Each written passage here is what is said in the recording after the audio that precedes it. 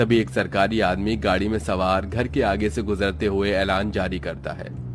सुनो सुनो सुनो, जितने भी लोग इस बस्ती में रहते हैं वो अपने अपने मकान खाली कर दें। मौसम विभाग और समाचार में जारी किया गया है कि 1 सप्ताह तक भारी बारिश होने की संभावना है और बादल फटने की भी उम्मीद है। अपनी अपनी जान बचाइए। ये सुनकर गरीब परिवारों में तहलका मच जाता है। सब अपने अपने यातायात के साधन से जल्दी ही जगह खाली करके चले जाते हैं। मगर इतने में ही बारिश का पानी बस्ती में भर जाता है और जोर जोर से बिजली चमकने लगती है, जिससे कंचन की 5 बेटियां डर जाती हैं। माँ, मुझको बिजली की आवाज से बहुत डर लग रहा है।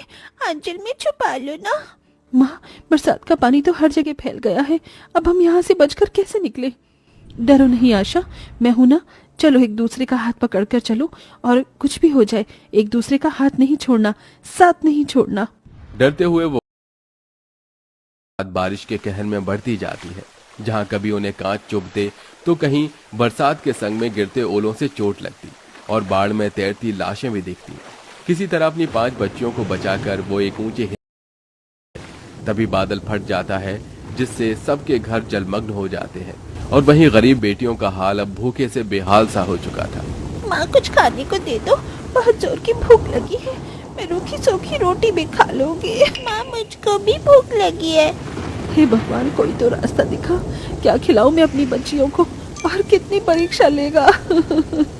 तभी वो कूड़ेदान में हरी हरी साग उगा देखती है, जिससे उस गरीब माँ को अपनी भूखी बेटियों को खिला पाने की आस दिखती है।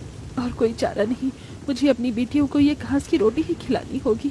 कूड़ेदान में उगे मेथी, पालक और कुछ हरी नरम नरम घास को तोड़कर कंचन इधर उधर से 4 ईंट इकट्ठी करके चूल्हा बनाकर घास की रोटी बनाकर उन्हें खाने को देती है।